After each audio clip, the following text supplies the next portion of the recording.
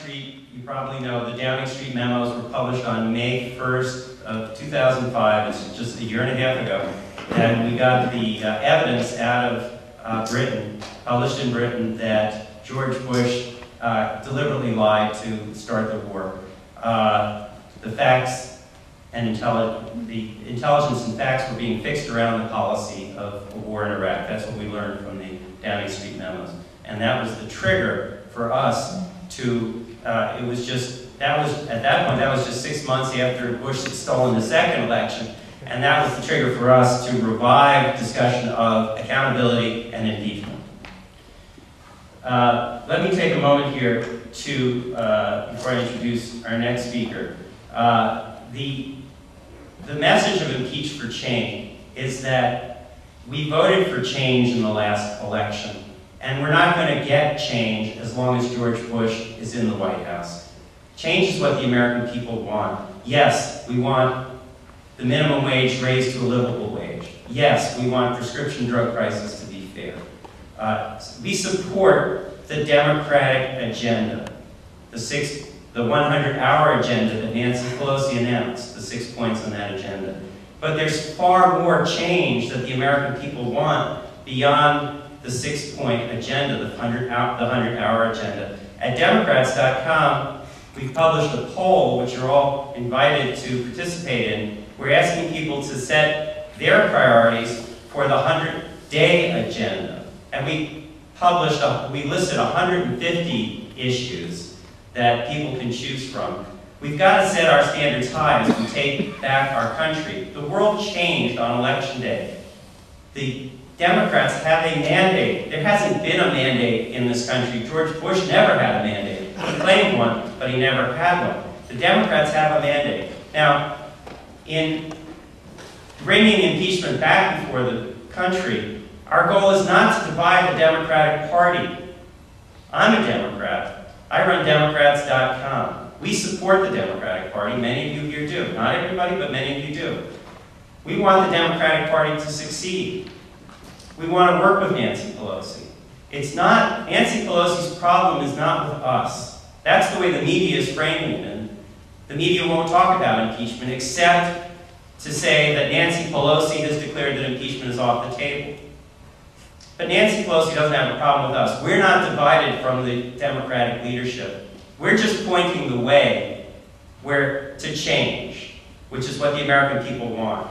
We believe that impeachment is going to come about because as the Democrats move forward and when they introduce legislation, maybe just as non-controversial or so would seem as raising the minimum wage, George Bush is either going to veto these bills or he's going to amend them through a signing statement. Now, we all know that signing statements are illegal. They're unconstitutional. The president has no power to change legislation that's been passed. He only has the choice to sign it or veto it. That's his only choice. So by changing the laws, he is violating the Constitution as clearly as it was laid out just across the street. So the Democrats, the Democratic leadership, Nancy Pelosi, are going to soon discover that their efforts to change are going to be thwarted by unconstitutional actions by the president. Now, there's another way that they will run into the constitutional crisis, and that is when the Democrats start issuing subpoenas. Now, we've all heard on the media that the Democrats shouldn't go wild with investigations. But even if they pick the smallest issue to investigate, whether it's Dick Cheney's Energy Task Force, whatever the issue is that they choose, Halliburton's war profiteering, whatever the issue is, they will be met by a stonewall of rejected subpoenas, of obstruction of justice. What will the Democrats do then? They want to have a positive agenda, they want to have change, but they're going to run into a White House that refuses to accept their subpoenas, that refuses to testify under oath, or that lies under oath. The constitutional crisis is staring us in the face. We in this room know it. The Democratic leadership is going to find out soon enough. We want to be ready. We want to have educated our newly elected Congress. We know they're idealistic. We want to encourage their idealism. We want them to set goals as high as they possibly can, but we want them to understand what they're up against. which is what we've been up against for all these years. When millions of us marched in the street to protest the war, we remember what George Bush said. He said, "I don't take direction from a focus group." When Dick Cheney was asked the other day on Meet the Press whether he would testify before Congress, he said, "Probably not." We know what we're up against with these people. When George Bush had to testify before the 9/11 Commission, he refused to do it under oath, he refused to do it on the record, and he refused to do it without Dick Cheney at his side. We know what we're up against. These are not people who are transparent. These are not people who tell the truth. They cannot tell the truth.